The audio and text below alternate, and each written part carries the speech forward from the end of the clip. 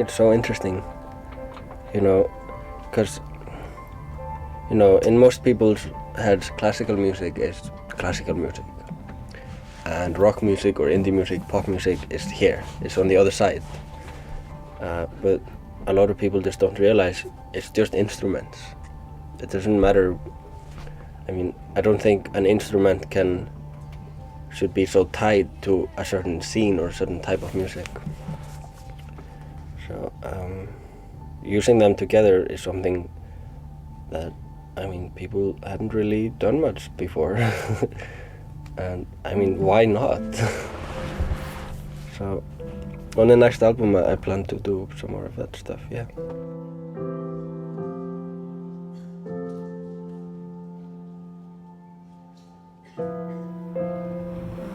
Chapel. Já, maður lakka frekar til. Vona að miðasöluna sé í lagi. Tekkaði fyrir 2 vikum, það var bara búið að selja 150 með. Það er vonandi í kringum 300-400. Það er mjög gaman og ógeðslega flottir staður. Gömul kirkja sem er... Ég veit ekki hvort það sé enda messur í henni, jú ég held það nú. Þetta er alveg þekkt sem tónleikastaður, mjög þekktur tónleikastaður. Ég googlaði þessu upp á YouTube daginn og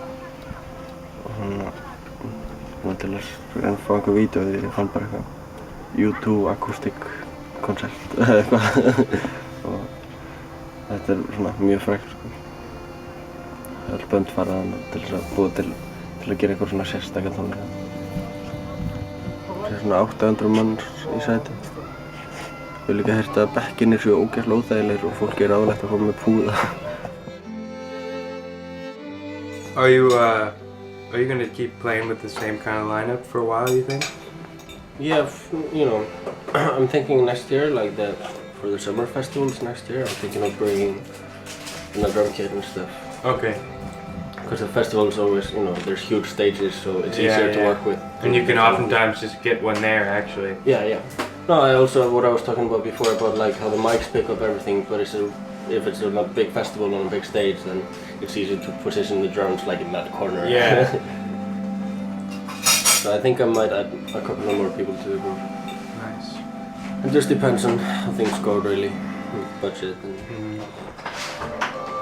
Yeah, I just realized I have enough songs for a new album. So I went to bed the other night, couldn't sleep, decided to go through what I have.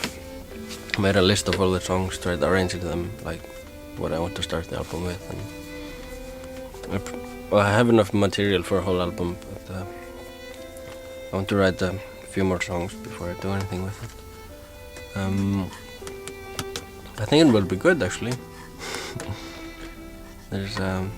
It's more varied, kind of a mix of both of the other albums. I have the really big epic songs on ULD for Revolution, and then I have the really minimalistic, slow, non-changing songs on Variations of Static. I think a part of the album is a sequel to Variations of Static. I want to work with the same concept I was doing there and just taking it further.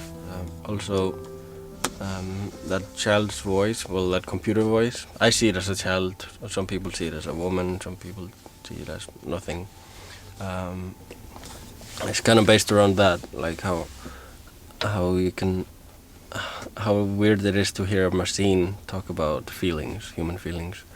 There's something that, just at least in me, really triggers something inside me to hear.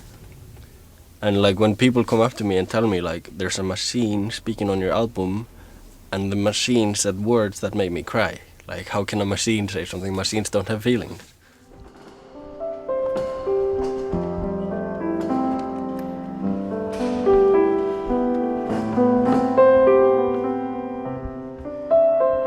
Ég er bara heldur fín.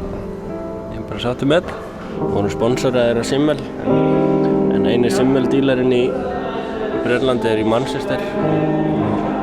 Og það hefur kostað svo mikið að senda píanóið, þáttu við fengum píanóið frítt, það kostað svo mikið að senda þetta til London að það var ódýrara að leigja píanó hér. Ég vil ekki gera mig á mikla væntingar. Ég held að þetta verið gæðið.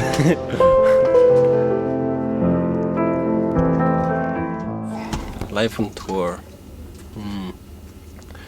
It's becoming really normal for me. It's very repetitive. It's always the same thing day after day. And if you're not careful, like if you don't do something in the evening, like make yourself, a different day once in a while, then it can get really bad, I think. You have to be careful, like sometimes just go out and look at the city. Or Yes. it's so easy to just fall into the cycle of just hanging out in the bus all day, playing the show, going back into the bus, going to sleep, then waking up, playing another show, You have to do something. You have to adapt it to your normal lifestyle so you can live a normal life while you're on tour. I think so. I sometimes get really lonely, actually. Because, I have all these amazing people around me, but it's like, even if I'm at home with my family, if I don't go out and see other people, I get lonely. Like you can get lonely even with people around you, because you go to a new city every day. Sometimes I meet the most amazing people, and 2 hours later it's like, well, I gotta go, goodbye, see you maybe ever again, but probably not, So sometimes I get really tired and I just want to go home and actually meet people that I can see that again the day after if I want to.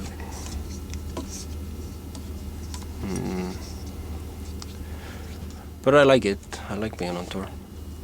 I love playing shows. I think that's number one. Playing music, like nothing beats it. Being on stage is just the best feeling in the world for me, I think.